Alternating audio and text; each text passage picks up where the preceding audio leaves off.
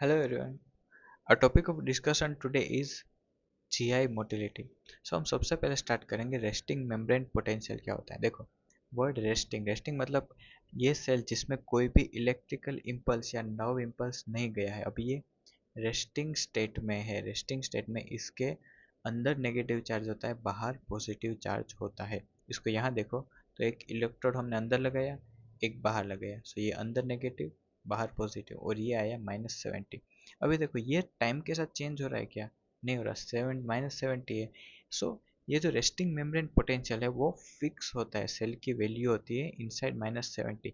ये चेंज नहीं होती। चेंज कब होती है? जब सेल डीपोलराइज होगा। डीपोलराइज मतलब यहाँ से पॉजिटिव आयन सोडियम कैल्शियम अंदर आएंगे, तब ये जाके पॉजिटिव हो, उसकी वैल्यू चेंज होगी।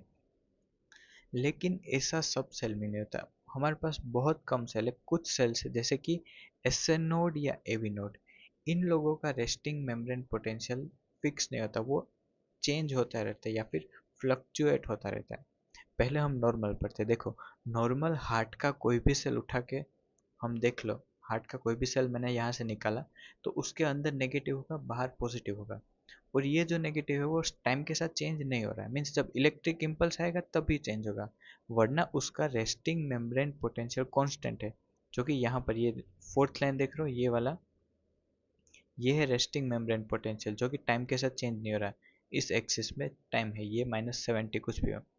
जब इसमें स्टिमुलस आएगा या एक्शन पोटेंशियल होगा, तब यहाँ से पॉजिटिव चार्ज अंदर आएंगे। सो तब क्या होगा, ये -70 से ऊपर जाके -50 तक आएगा, और ये ऊपर जाता जाएगा। सो इसके अंदर कौन से आयन्स आ रहे हैं? इसके अंदर आए सोडियम और कैल्शियम।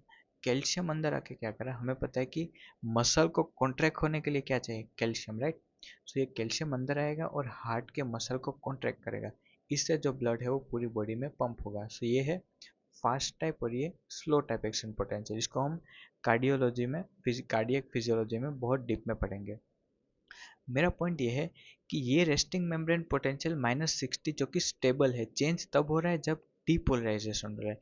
लेकिन एसए नोड और एवी नोड के सेल में रेस्टिंग मेम्ब्रेन पोटेंशियल कांस्टेंट नहीं है, ये -40 और -60 के बीच में चेंज होता रहता है। और इसमें जो थ्रेशोल्ड है एक्शन पोटेंशियल का बताए कि जब सेल -40 पहुंच गया तब ये ऊपर जाएगा।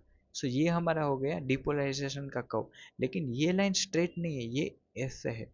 सो ये रेस्टिंग मेम्ब्रेन पोटेंशियल कांस्टेंट नहीं है, इसलिए इसको हम बोलते हैं पेस मेकर पोटेंशियल। और ये होता कहाँ पे है? पेस मेकर सेल्स में, एसएन नोड और एवी नोड के सेल में।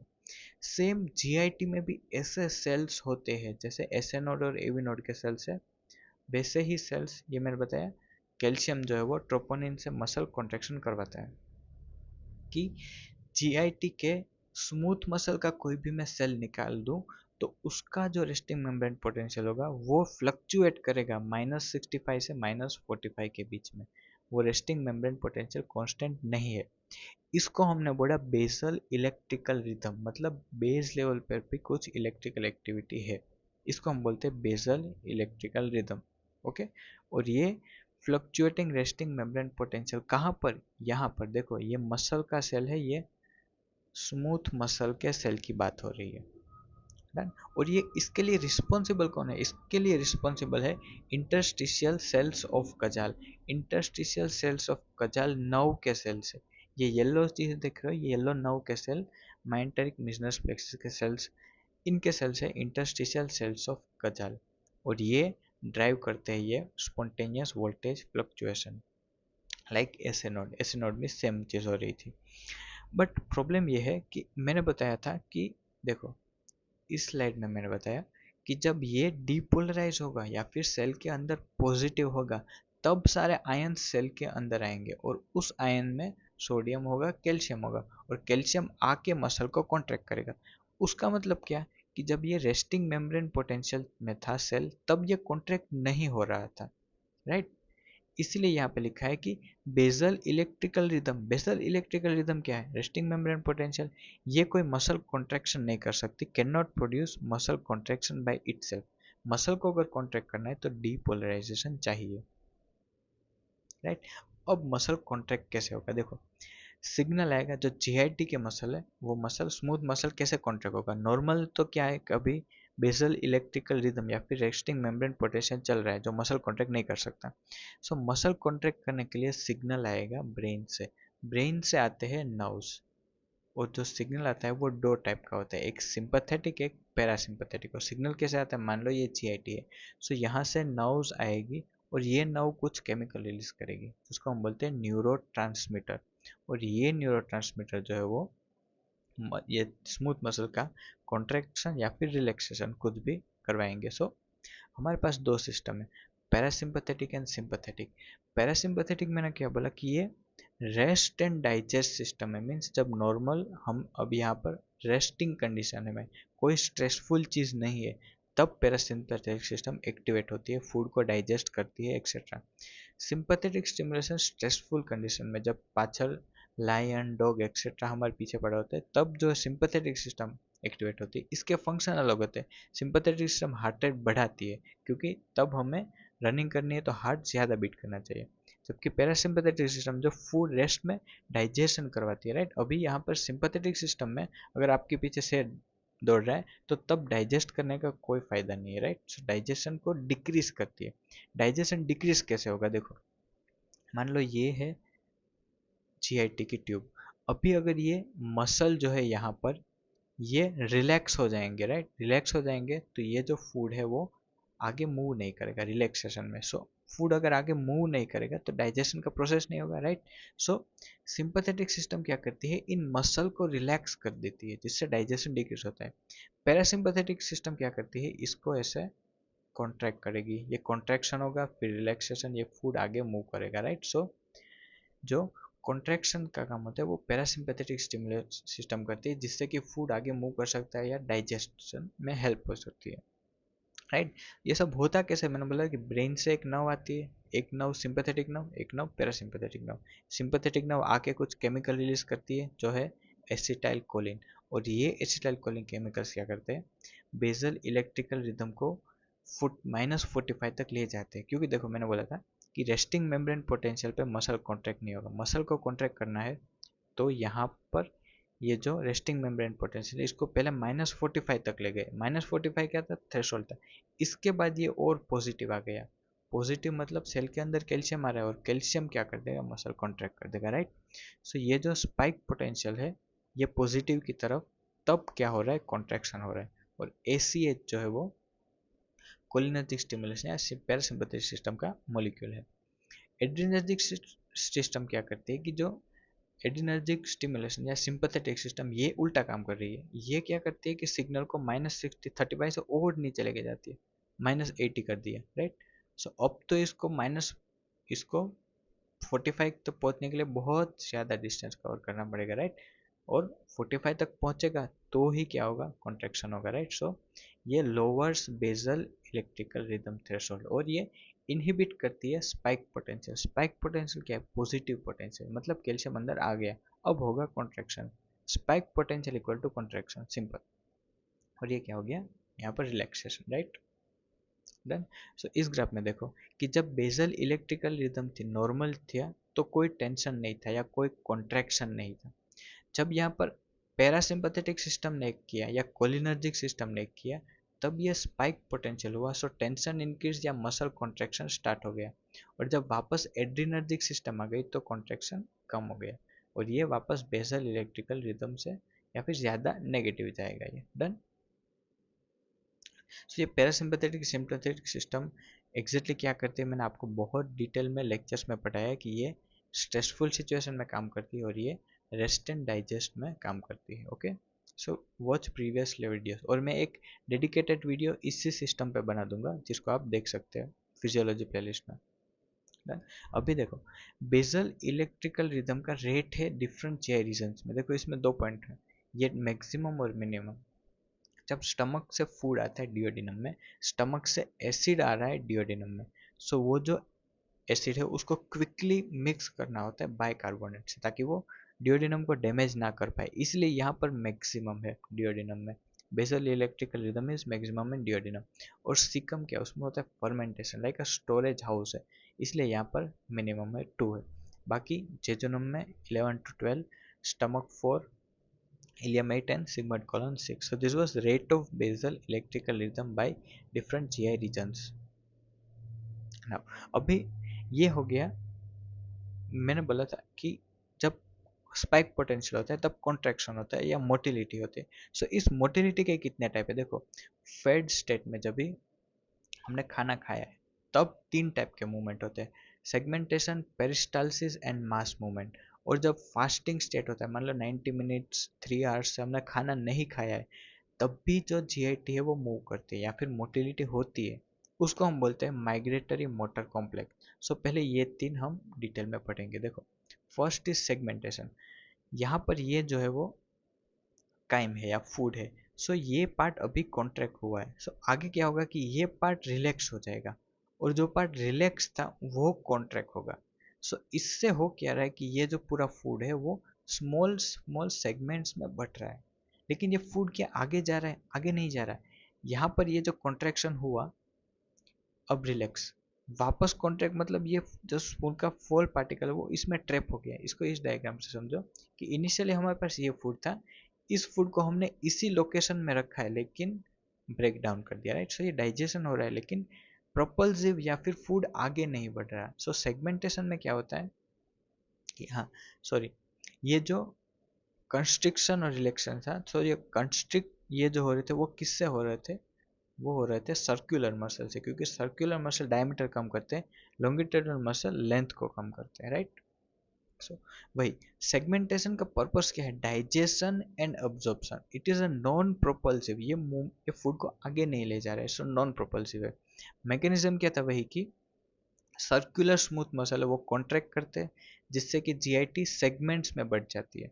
सो पहले जो कॉन्ट्रैक्टेड एरिया था, contracted area relaxes and relaxed area contracts. इससे टू और फ्रो मूवमेंट ऑफ फूड होती है जिससे कि जीआईटी के सिक्रेशन मिक्स हो पाए और वो स्मॉल पार्ट्स में बढ़ जाए. And this is most common motility in fat state. क्यों? देखो, segmentation is most common motility in fat state, इसको याद रखना. इसका रीजन तब समझ में आएगा जब दूसरे टाइप की मोटिलिटीज पढ़ लेंगे हम. Second is peristalsis. देखो, पेरिस्टालसिस में क्या होता है कि स्टार्टिंग में इनिशियली सबसे पहले लेट से टी इज इक्वल्स टू 0 पे ये यहाँ पर फूड आया है, राइट. और ये है जीआईटी की ल्यूमेन, राइट. सो जब ये फूड जो है वो ल्यूमेन को स्ट्रेच करेगा तो वहाँ पर एक केमिकल रिलीज होगा जिसको हम बोलते हैं सीरोटोनिन, राइट. सो यहाँ पर मान लो सीरोटोनिन रिलीज हो गया, राइट. ये सीरोटोनिन क्या करेगा? ये जो नर्व्स है उसको स्टिमुलेट करेगा और जो भी फूड है उसके प्रोक्सिमल डायरेक्शन में, मान लो यहाँ पर कुछ नर्व्स होंगे, यहाँ पर कुछ नर्व्स होगी, राइट. सो ये जो सीरोटोनिन है वो फूड के प्रोक्सिमल डायरेक्शन की जो नर्व्स है उससे रिलीज करवाता है एसिटाइल कोलिन, जिससे कि यहाँ पर हो जाएगा क्या? कॉन्ट्रैक्शन. ये कॉन्ट्रैक्शन हो गया. और डिस्टल डायरेक्शन में जो नर्व्स है उनसे रिलीज करवाता है नाइट्रिक ऑक्साइड एंड वीआईपी, जिससे कि यहाँ पर रिलैक्सेशन हो गया है. तो फूड के पीछे यहाँ पर कॉन्ट्रैक्शन हो गया है और यहाँ पर रिलैक्सेशन. इससे क्या होगा कि ये फूड आगे मूव कर जाएगा. डन. सो पेरिस्टालसिस क्या है कि ये प्रोपल्सिव मूवमेंट है कि फूड आगे जा रहा है और स्पीड क्या है? 2 से 25 पर सेंटीमीटर पर सेकेंड. एंड मैकेनिज्म क्या है कि प्रोक्सिमल पीछे वाला पार्ट है उसका कॉन्ट्रैक्शन और डिस्टल आगे वाला पार्ट का रिलैक्शन, जैसे कि फूड आगे जा सके. और ये सब हुआ क्यों? क्योंकि जो फूड है उसने जब बोलस को स्ट्रेच किया तब सीरोटोनिन रिलीज हुआ. सीरोटोनिन ने उन नर्व्स को एक्टिवेट किया. कौन सी नर्व? एंटेरिक नर्वस सिस्टम की नर्व्स, मिजनस माइंट्रिक प्लेक्सिस. और जो डिस्टल न्यूरॉन्स थे पीछे वाले, सॉरी आगे वाले, उन्होंने रिलीज किया nitric oxide, VIP and ATP, जिसने रिलैक्स किया आगे. और पीछे के neuron, proximal neuron release ACH and substance भी जो कॉन्ट्रैक्शन करते, राइट. अभी मुझे अगर फूड को डाइजेस्ट करना है, सो प्रोपल्सिव मूवमेंट जो है वो तो सिर्फ फूड को आगे ले जाती है, लेकिन जो सेगमेंटेशन है वो मेन मूवमेंट है क्योंकि वो फूड को स्मॉल पार्ट्स में डिवाइड कर रही है, डाइजेस्ट कर रही है एंड एब्जॉर्ब कर रही है, राइट. सो इसीलिए segmentation is more important then the propulsive peristalsis, इसीलिए वो वाली मोस्ट कॉमन मूवमेंट थी. Second is mass movement. देखो, हमने 2 टाइप की मूवमेंट पढ़ ली. ये मास मूवमेंट क्या है पहले समझो कि इसकी रिक्वायरमेंट क्यों हुई. मान लो आपने अभी खाना खाया है, सो जो फूड है वो यहाँ पर है, कहाँ पर, कोलोन में, राइट। अभी खाना खाया, फूड यहाँ पर। अभी नेक्स्ट थोड़े ही टाइम बाद 5-10 मिनट्स बाद आप वापस खाना खाने लगो, तो क्या होगा कि ये जो फूड है वो, जो न्यू फूड है वो जाएगा स्टमक में, इसका कलर में चेंज कर, स्टमक में, राइट। सो अभी ये जो फूड है वो आगे गया नहीं है कि यहाँ पर नया फूड आ गया, राइट। सो स्टोरी ये है कि स्टमक अभी बोलेगा कोलोन को कि ये जो फूड है इसको आगे ले जाओ, क्योंकि ये वाला जो नया फूड है वो आ गया है, राइट। ये सिंपल स्टोरी थी। इसीलिए ये जो कोलोन है वो एक type of movement, propulsive movement शुरू करेगा, जिसका जिसको हम बोलते हैं मास मूवमेंट, राइट। सो ये जो था वो ऑब्वियसली कम्युनिकेशन नर्व्स के थ्रू होता है, इसको हम बोलते हैं gastrocolic reflex, gastrocolic reflex. And ये होता है पोस्ट पेरेंडियल कोलोन मोटिलिटी, मतलब खाने के बाद वाली चीज़ है पोस्ट पेरेंडियल। फिर ये कोलोन जो है मूव करता है और ये फूड को आगे ले जाता है। सो ये है कोलोन की मास मूवमेंट। ये डिओडिनोकोलिक भी हो सकता है, डिओडिनम भी कोलोन को सिग्नल दे सकता है कि फूड यहाँ आ गया। सो इंपॉर्टेंट चीज़ क्या है कि ये पेरिस्टालसिस है कोलोन में, इसको मास मूवमेंट बोलते हैं, और ये पोस्ट पेरेंडियल है खाना खाने के बाद। और थर्ड ये इनिशिएट होगा कोलोन डिस्टेंशन से, ऑब्वियसली यहाँ पर ज़्यादा फूड एक्यूमुलेट होगा, कोलोन डिस्टेंड होगा, and colon mass movement start करके इसको आगे भेज देगा, राइट।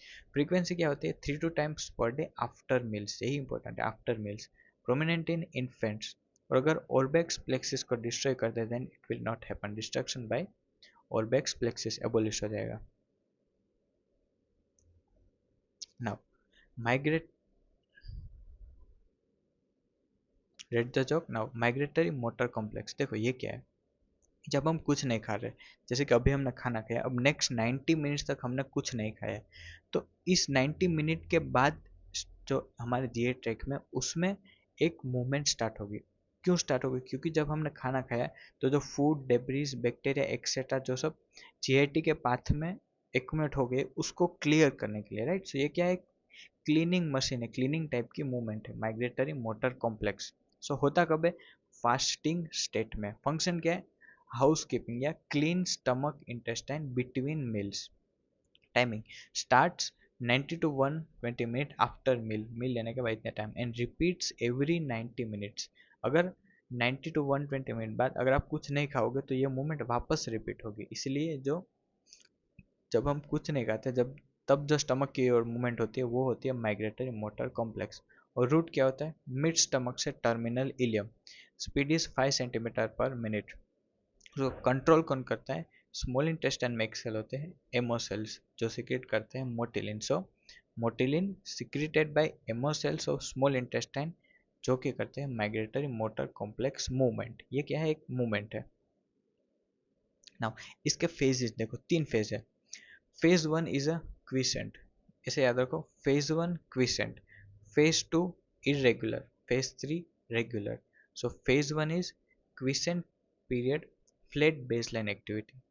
फिर नेक्स्ट फेज में इरेगुलर इलेक्टिविटी एंड मैकेनिकल एक्टिविटी होगी, मैकेनिकल मतलब कोलन की और जो जीआईटी की मूवमेंट। एंड फेज 3 में ये एक्टिविटीज रेगुलर हो जाएगी विथ हाई एम्पलीट्यूड एंड में। सो this was 3 phases of migratory motor complex. Now अभी पैरासिम्पथेटिक सिस्टम में अब हम पढ़ेंगे लास्ट टाइप की स्टमक की मोटिलिटी या गैस्ट्रिक मोटिलिटी।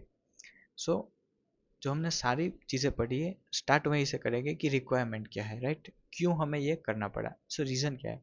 सो जब भी हम फूड खाते हैं, जब भी हम सॉरी फूड इंटेक करते हैं, तो जो फूड है वो आएगा स्टमक में, राइट। सो स्टमक को डिस्टेंड होना पड़ेगा, राइट, क्योंकि जो सारा फूड है इनिशियली तो स्टमक में जा रहा है, उसके बाद डाइजेस्ट हो के सब जगह जाएगा, लेकिन स्टमक में इनिशियली सारा फूड जा रहा है। सो प्रेशर से बस्ट ना हो जाए स्टमक, इसीलिए उसको रिलैक्स करना पड़ता है। सो ये रिलैक्सेशन 2 टाइप का होता है। स्टमक रिलैक्स करेगा, देखो ऐसे, ये जो स्टमक है नेचुरली वो ऐसे रिलैक्स करेगा, अपना फूड एक्यूमुलेट करेगा। वो 2 टाइप का होता है।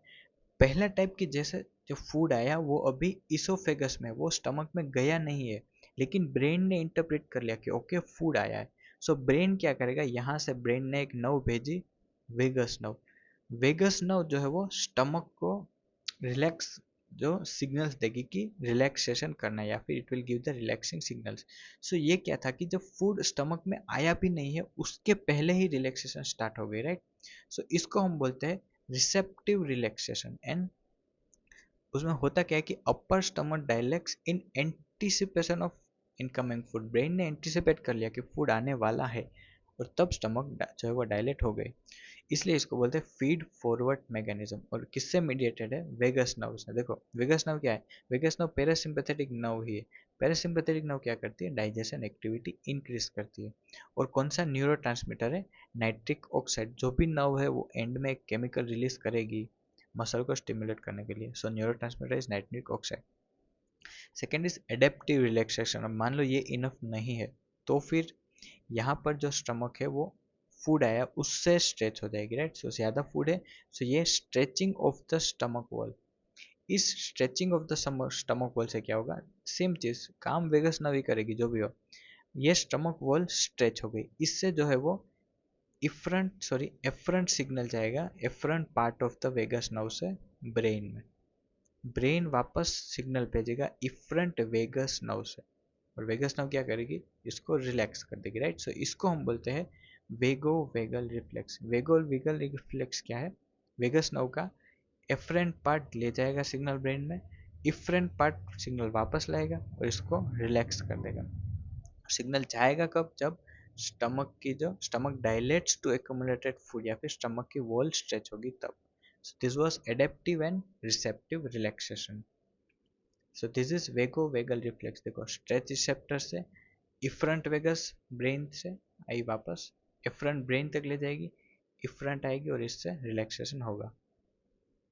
Now what is pyloric sphincter? देखो स्टमक में हमें पता है जो फूड होता है उसमें HCl सीक्रेट होता है। सो ये HCl वाला फूड जैसे ही अगर इसको मैं ओपन रख दूँ तो सारा जो फूड यहाँ है वो HCl लेकर डायरेक्टली डिओडिनम को डैमेज कर सकता है, राइट। सो इसके लिए हम यहाँ पर मसल का वाल या स्पिंचर लग रहे हैं, इसको हम बोलते हैं पाइलोरिक स्पिंटर। पाइलोरिक स्पिंटर क्या करता है? ये ये जो है वो कंट्रोल करता है यहाँ से कितना चीज़ें या एसिड यहाँ पर जा रहा है, ये काइम को यहाँ जाने से कंट्रोल करता है। बेसिकली हम कंट्रोल कर सकते हैं इसको। सो इन डिटेल हम पढ़ेंगे पाइलोरिक स्पिंचर क्या होता है, कि कहाँ पर है? लोअर पार्ट ऑफ स्टमक में है। और अब जब ये स्पिंचर कॉन्ट्रैक्ट हो जाएगा सो स्टमक की चीज़ें डिओडिनम में नहीं जाएगी। सो इससे स्टमक की जो मोटिलिटी है वो कम हो जाएगी। So reduce stomach motility in contraction and enhance motility and relaxation. उसको रेगुलेट कौन करता है? Same vagovagal reflex. अभी कॉन्सेप्ट देखो कि जब हम सलाड या सॉरी जब हम सलाड एक्सेट्रा खाते हैं देन क्या होता है कि हमें ज़्यादा जल्दी भूख लग जाती है, लेकिन पिज्ज़ा एक्सेट्रा खाते हैं देन कम देर के बाद भूख लगती है। तो वो क्यों होता है कि जो पाइलोरिक स्पिंचर जो कंट्रोल कर रहा है, हमें पता है कि यहाँ जितना भी बिल्डअप होगा ये पाइलोरिक स्पिंचर कंट्रोल करेगा, उसको नर्व्स जो है वो कंट्रोल करेगी। सो यहाँ पर कौन सा फूड होगा उसके वो डिपेंड करेगा कि पाइलोरिक स्पिंचर कब कॉन्ट्रैक्ट रिलैक्स होगा। मान लो यहाँ पर कार्बोहाइड्रेट है देन ये कम टाइम में ये फूड यहाँ पहुँच जाएगा, बट इफ फैट है एक्सेट्रा देन ज़्यादा टाइम तक फूड यहाँ पर रखेंगे उसके बाद यहाँ पर भेजेंगे, राइट। क्यों? क्योंकि फैट का जो डाइजेशन है वो इट्स अ लेंथी प्रोसेस और कार्बोहाइड्रेट इजीली डाइजेस्ट हो जाते हैं, जबकि प्रोटीन में क्या चाहिए? प्रोटीन को तो एसिड भी चाहिए, बहुत सारी चीज़ें चाहिए। फैट में तो और भी कॉम्प्लेक्स है, इसलिए टाइम ज़्यादा कंज्यूम होता है। ये हो गया फूड का ऑर्डर। फास्टेस्ट एम्प्टिंग सब्सटेंस कौन सा है? जो fastest emptying substance is isotonic saline. See what is isotonic? देखो ये वाला जो सॉल्यूशन है वो इसकी ये हाइपोटोनिक है और ये हाइपरटोनिक है। इसीलिए यहाँ से जो वाटर है यहाँ वाटर कम है, यहाँ वाटर ज़्यादा है, सॉरी यहाँ वाटर कम है, इसलिए वाटर यहाँ पर मूव कर जाएगा और ये मूवमेंट हो गई। अगर ये सॉल्यूशन में सेम नंबर ऑफ पार्टिकल्स होते इन दोनों के सेम देन ये होता आइसोटोनिक, राइट। सो अगर सॉल्यूशन आइसोटोनिक नहीं होता है और हाइपर या हाइपोटोनिक होता है देन फ्लूइड शिफ्ट के चांसेस बढ़ जाते हैं। सो मान लो ये ब्लड वेसल का कुछ कंसंट्रेशन है, इसको मैंने मान लिया इस बॉक्स में ये कुछ कंसंट्रेशन है। हम जो फूड यहाँ पर ल्यूमेन में खा रहे हैं, जो फूड ल्यूमेन में आ रहा है उसका कुछ कंसंट्रेशन है XY, राइट। सो अगर इसमें ज़्यादा डिफरेंस होगा देन मे बी ये ब्लड जो है वो ब्लड या फ्लूइड ल्यूमेन में भी आ सकता है, राइट। और यहाँ से फ्लूइड चेंजेस हो सकते हैं। इसलिए जो GI ट्रैक है वो कंसंट्रेशन चेंजेस को अवॉइड करती है। इसलिए अगर आइसोटोनिक सॉल्यूशन होगा तो वो जल्दी पास हो जाएगा, right. So fastest emptying substance is isotonic saline. Done. अभी इस डिजीज को पढ़ो, देखो यहाँ पर एब्डोमिनल डिस्टेंशन हो गया, सो ये क्यों हुआ है? सो एक डिजीज है हमारे पास, उसका नाम है hypertrophic pyloric stenosis, sorry congenital hypertrophic pyloric stenosis, means by birth ये मसल जो है पाइलोरस के वो हाइपरट्रोफी है, उसकी साइज इंक्रीज हो गई है, हाइपरट्रोफिक हो रहे हैं और ये रिलैक्स नहीं हो रहे। इसका मतलब कि ये बेबी जितना भी फूड खाएगा वो यहाँ से पास नहीं होगा, उससे क्या होगा कि ये डिस्टेंशन हो जाएगा, स्टमक डिस्टेंशन हो जाएगा, राइट। सो इसलिए यहाँ पर ये जो है ये डिस्टेंड हो रखा है या साइज इंक्रीज हो गई है। अब इसके क्लिनिकल फीचर्स क्या होंगे, देखो सबसे पहला तो ये एब्डोमिनल डिस्टेंशन, सेकेंड इज अगर ये फूड आगे नहीं जा रहा देन ये वापस बाहर आएगा, इसको वोमिटिंग के। So typically presents between 3 to 5 weeks with persistent non bilious vomiting. देखो वोमिटिंग समझ में आ गया, लेकिन उस वोमिटिंग में बाइल नहीं निकलेगी, क्यों? क्योंकि बाइल कहाँ रिलीज होती है, बाइल जो है वो यहाँ पर सेकेंड पार्ट ऑफ डिओडिनम में बाइल आती है। सो बाइल तो अभी तक फूड में आई ही नहीं है, इसलिए नॉन बिलियस वोमिटिंग या बिना बाइल की वोमिटिंग होगी। सेकेंड, वोमिटिंग में कौन सी चीज़ बाहर निकल रही है, हमें पता है स्टमक HCl रिलीज करता है, राइट। सो वोमिटिंग में एसिड बाहर निकल रहा है, सो बॉडी में H+NCl नेगेटिव डिक्रीज हो जाएगा, राइट। सो इससे क्या होगा, अगर बॉडी से एसिड बाहर जा रहा है तो बॉडी में हो जाएगा मेटाबॉलिक अल्कलोसिस। सो पेशेंट जो बेबी है उसको मेटाबॉलिक अल्कलोसिस होगा। सेकेंड इज हाइपोक्लोरीमिया, मीन्स बॉडी से क्लोरीन बाहर निकल रहा है, इसलिए हाइपो, बॉडी में क्लोरीन कम हो गया, हाइपोक्लोरीमिया, हाइपोकैल्सीमिया एंड मेटाबॉलिक अल्कलोसिस। तो ये सारी चीज़ें होगी। इसकी ट्रीटमेंट क्या है, देखो ट्रीटमेंट एंड डायग्नोसिस ये सर्जरी में आएगा, लेकिन आपको मैं एकदम ओवरव्यू दे तो ट्रीटमेंट में हम रेमस्टरडेट पाइलोरोमायोटोमी करेंगे कि ये सर्जिकली ये मसल को हमें कट करना पड़ेगा एंड देन यहाँ से फूड जो है पास हो जाएगा, राइट। डायग्नोसिस अल्ट्रासाउंड, अल्ट्रासाउंड में जो मसल की लेंथ जो है थिक हो गई है वो हमें दिख जाएगा, right. So this was congenital hypertrophic pyloric stenosis, right. So हमने पहले क्या किया, हमने पहले कॉन्सेप्ट पढ़ा पाइलोरस का कि पाइलोरस एग्जैक्टली क्या है, वो जो है वो किस चीज़ों को कंट्रोल करता है।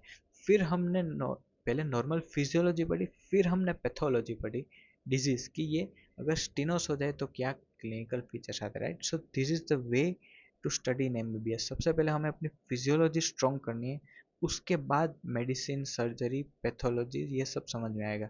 अगर नॉर्मल चीज़ें नहीं आ रही फिजियोलॉजी, देन आपको सेकेंड थर्ड ईयर में बहुत प्रॉब्लम होगा। इसीलिए आप ये जो मेरी प्लेलिस्ट है फिजियोलॉजी की वो कंप्लीट देखिए, पूरी की पूरी प्लेलिस्ट देखिए, जो नोट्स है वो पढ़िए, सेकेंड ईयर में रिवाइज करिए, आपको फाइनल ईयर में I am giving you 100% faith कि आपको फाइनल ईयर में जो भी सब्जेक्ट है उसका 30 to 40% मैंने ऑलरेडी इन प्लेलिस्ट में पढ़ा दिया होगा, राइट। आपको कोई प्रॉब्लम नहीं होगा।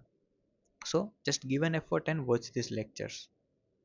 Now gastric emptying inhibiting factors, देखो गैस्ट्रिक एम्प्टिंग क्या था कि जो पाइलोरस है वो रिलैक्स होता था, जब पाइलोरस रिलैक्स होगा तब ये जो स्टमक का कंटेंट है वो आगे डिओडेनम में चला जाएगा, इसी को बोलते हैं गैस्ट्रिक एम्प्टिंग। सो गैस्ट्रिक एम्प्टिंग इनहिबिटरी फैक्टर्स, हमें कब ये इनहिबिट करना है कि कब फूड को डिओडेनम में नहीं जाने देना है, तो वो जो है वो होता है एंटेरोगैस्ट्रिक रिफ्लेक्स है। देखो अगर यहाँ पर HCl ज़्यादा है या फिर ये जो HCl है वो स्टमक में आए, जो स्टमक का HCl डिओडिनम में आएगा और डिओडिनम का जो pH है वो 4 से कम हो गया, मीन्स वहाँ पर एसिड बढ़ जाए, देन डिओडिनम जो है वो नर्व्स के थ्रू यहाँ पर सिग्नल भेजेगा स्टमक को, जिसको हम बोलते हैं enterogastric, entero means intestine, small intestine, duodenum, enterogastric reflex जाएगा और पाइलोरस कॉन्ट्रैक्ट हो जाएगा, जिससे कि गैस्ट्रिक एम्प्टिंग जो है वो इनहिबिट हो जाएगी। इसीलिए अगर डिओडिनम में pH लो है या फिर डिओडिनम में एसिड ज़्यादा है या फिर stretching of the duodenum, means duodenum में ऑलरेडी बहुत ज़्यादा ही फूड है, वो डिओडिनम एकदम फुल होकर स्ट्रेच होकर बैठा है, अभी हमें ज़्यादा चीज़ें नहीं चाहिए, तब इस गैस्ट्रिक एम्प्टिंग को इनहिबिट करना पड़ेगा, right. So gastric emptying inhibitory factors are duodenum pH less than 4 and stretching of the duodenum. Second is वही ओस्मोलाइटी की अगर ओस्मोलाइटी चेंज हुई देन फ्लूइड का शिफ्ट हो जाएगा। सो हमें ऐसा फूड नहीं चाहिए यहाँ पर जो हाई या लो, देखो हाई होगी तो भी प्रॉब्लम है क्योंकि फ्लूइड का चेंज क्या होता है जब आइसोटोनिक हो, सेम चीज़ें हो तब भी फ्लूइड शिफ्ट नहीं होता है। सो हाई एंड लो ऑस्मोलारिटी दोनों जो है वो काइम को इनहिबिट करेंगे या फिर स्टमक एम्प्टिंग को इनहिबिट कर देंगे। और ये जो है वो गैस्ट्रिक एम्प्टिंग इनहिबिशन, ये हमने पहला न्यूरोनल पढ़ा था। अभी हार्मोनल, कुछ हार्मोन्स होते हैं, इसको हम नेक्स्ट लेक्चर में डीप में पढ़ेंगे, हार्मोन्स ऑफ जीआईटी में। तो देखो, जो कॉन्ट्रैक्ट करते हैं पाइलोरिक स्पिंचर को, पाइलोरिक स्पिंचर कॉन्ट्रैक्ट होकर बंद हो जाएगा, देन गैस्ट्रिक एम्प्टिंग इनहिबिट हो जाएगी। ये कौन करते हैं? सीसीके, secretin and gastric inhibiting peptide, right. सीसीके secreting and GIP, and relax कौन करता है? गैस्ट्रिन। एग्जैक्टली कैसा होता है हम नेक्स्ट लेक्चर में पढ़ेंगे, hormones of GIT in very detail. Okay, signing off.